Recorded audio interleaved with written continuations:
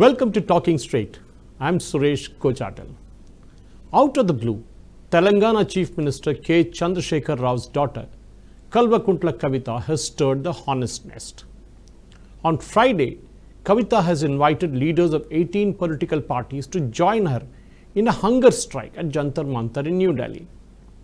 Kavita's praise of Sonia Gandhi on the Women's Reservation Bill has rattled both the BRS and Congress party leaders in Telangana and strengthened BJP Telangana unit's accusation that the Congress and BRS have a tacit understanding to keep BJP out of power in Telangana and help KCR win a third term to office. In turn, BJP alleges that the BRS Supremo has promised to field weak candidates in 6 Lok Sabha constituencies where Congress feels it has a substantial presence. It's a moot question if Kavita's overtures to the Congress party has the official backing of the BRS leadership. At home in Telangana, Kavita has been often sidelined in the leadership struggle with her brother K.T. Rama Rao, now the de facto chief minister.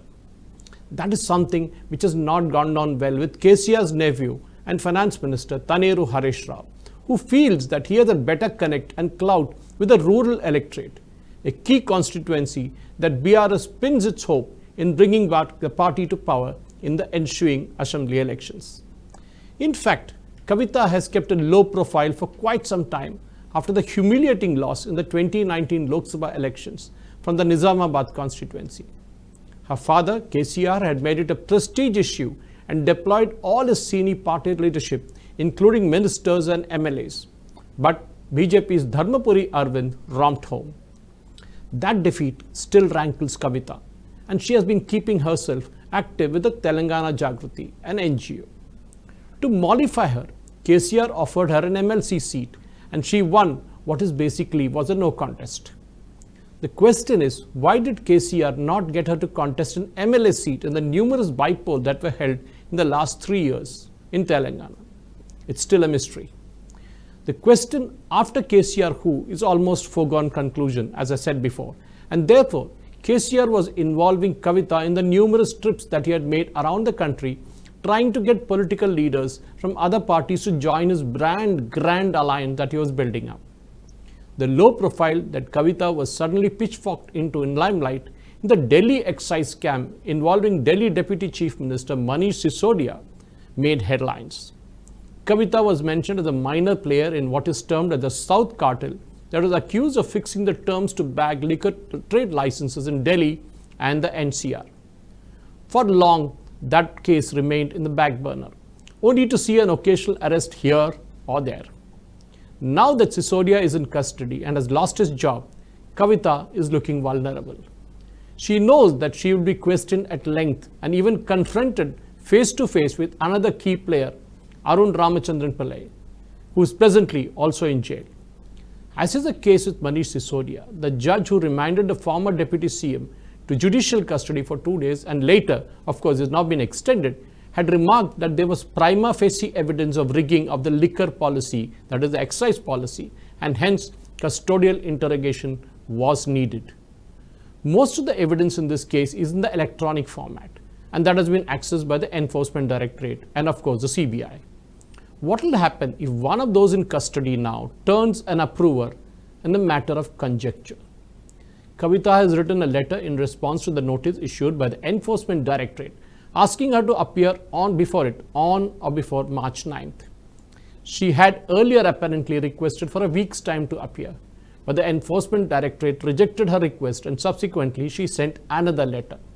9th is the same day that she is having a hunger strike in Delhi, the day she was supposed to appear before the ED. She has written to the ED now saying that she will appear before the agency on 11th of March.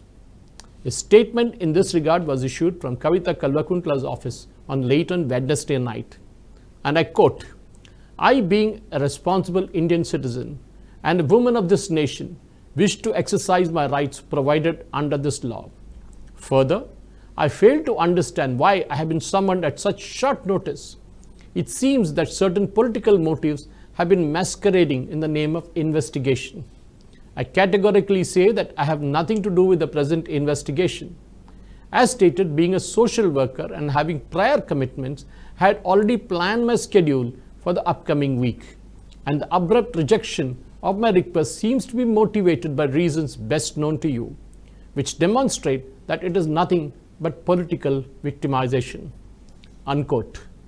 A day ahead of the hunger strike in Delhi to demand for the introduction of the Women's Reservation Bill in the current session of Parliament is also a mystery. Of course, Kavita praised Sonia Gandhi for pushing the bill during the UPA tenure, or before it rather, when the Congress was in power also. Kavita has invited 18 political parties, including the Congress, to join the one-day hunger strike to press for the demand. She said that around 6,000 people will come, and her organization, which is now renamed as Bharat Jagruti Manch, has reached out to the like-minded political parties and organizations. Interestingly, Kavita said that she has spoken to the Congress President Mallikarjun Kharge and General Secretary K.C. Venugopal to send a Congress representative to the protest.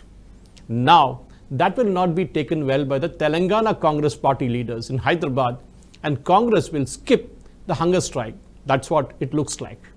Kharge knows that cozying up with KCR will only give more ammunition to Telangana BJP in a state that is likely to go to polls by the end of this year.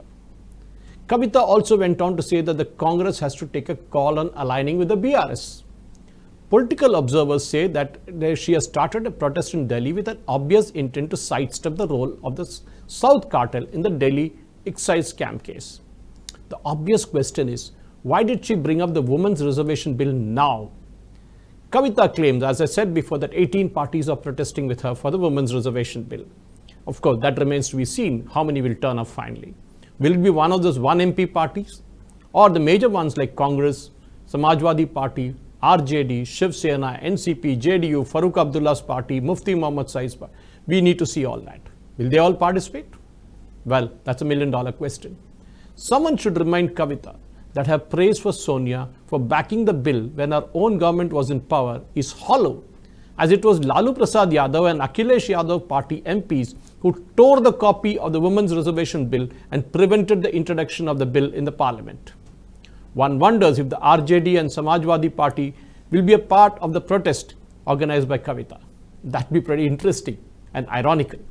Along the way, Kavita dropped open hints that the BRS was going for an alliance with the Congress party and called on the Congress to shed its arrogance, as she says, and ally with the regional parties. Kavita should know that except for her party BRS and Aam Aadmi Party, the Congress is tied up with every other regional party across the country, including the CPM in Tripura. It's a BRS who has to get off their high horse and come down to ally with the Congress in Telangana and across the country if they want to survive. Whatever said and done, BRS deciding not to contest the Karnataka Assembly election is another big question. Why did that happen? All eyes will be on BJP and its central leadership now. Telangana can be a second beachhead in the south for BJP after Karnataka. And all that depends on how Amit Shah can box in KCR into Telangana by offering a strong contest and thereby making his national dreams end up in a smoke. Keep watching this space. Jai Hind. Please subscribe to Nationalist Hub English channel for more interesting videos, and don't forget to like and share this video. Nationalist Hub, it's a news revolution.